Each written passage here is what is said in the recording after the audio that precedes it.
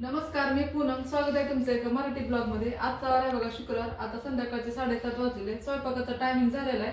आज काही दिवसभर ब्लॉग केला नव्हता, पण म्हणून आजची चटणी करणार आहे. तर छोटीशीच अशी रेसिपी पण आहे आणि शेअर करू.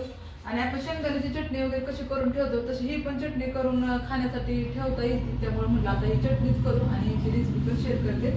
तर इथं सुकट मी खडे वगैरे काढून घेतलेले, चाळून पण घेतले, चांगलं साफ करून घेतले. आणि लसूण घेतलेला आहे. तर दोन गड्डी लसूण घेतला होता. आणि मिरची पावडर आता थोडीच आहे माझ्याकडे, संपली होती, पण नंतर वरून पण टाकली तरी चालेल म्हणून आता थोडीच मिरची पावडर घेतलेली आहे. अगोदर तर मी सुकट भाजून घेणार आहे. आज सकाळपासून काही ब्लॉग केला नव्हता, म्हणलं सुकटची चटणी करू आणि हीच शेअर करू. तर छान पण होती. आणि कधी जेवण वगैरे ज्यांना सुकट बोंबील जास्त आवडत असेल तर जेवताना वगैरे थोडी चटणी पण घेऊन खाल्ली तर छान लागते. त्यामुळं म्हणलं आज चटणीच करू.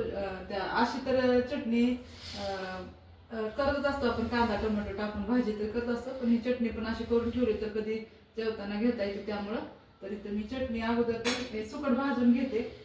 सोपंच आहे, जास्त काही नाही आपलं, फक्त सुकट चांगलं भाजून घ्यायचं आणि मिरची पावडर लसूण आणि बस इतकं फिरवायचं मिक्सरच्या भांड्यामध्ये. त्यात अगोदर तर चांगलं सुकट भाजून घेते. आणि संध्याकाळचा स्वयंपाक पण करायचा आहे मला. घरातलं किचन वगैरे स्वच्छ करून घेतलेलं आहे. आणि आता थोडं म्हणलं दुपारीच करणार होती ही चटणी, पण काय वेळ लागत नाही, 10 मिनिटात तर होती. त्यामुळे म्हणलं आताच करून घेऊ. घेतले आता इथं असं एकदम असं बारीकच गॅसवरती चांगलं सुकट भाजून घेतलंय. आता हे काढून घेते प्लेटीत.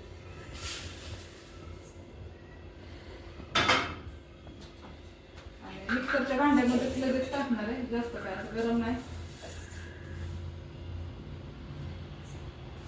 तिथं दाखवतो का सुकट भाजून. तर हे असं चांगलं सुकट भाजून घेतलेले. तर हे सुकट भाजले. आता याच्यामध्ये मिक्सरच्या भांड्यातच टाकते, सगळं एकदाच टाकून घेते कारण होते लगेच. लसूण पण टाकते सगळं, सगळा इतका लसूण घेतलेला आहे. आणि मिरची पावडर इतकी घेतलेली ती पण टाकते.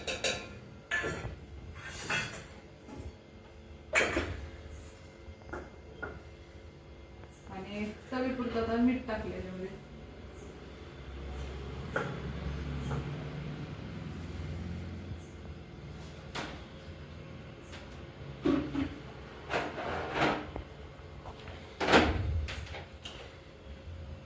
सगळे एकत्रच टाकले, लसूण मिरची पावडर आणि मीठ पण टाकले. आता बारीक करून घेतले.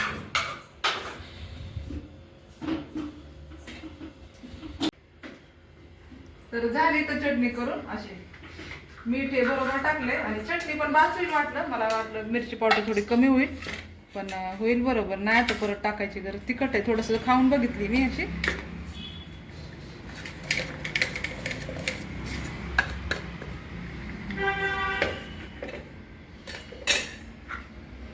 परत ही डब्यामध्ये भरून ठेवते. तर छान अशी चटणी पण करून घेतली. भाकरी बरोबर वगैरे खाताना चांगली. कधी सुकी भाजी वगैरे केली, मेथीची भाजी आहे तर त्याच्यासोबत खायला पण चांगली लागते. आणि इतकंच अशी चटणीचीच रेसिपी आज केली.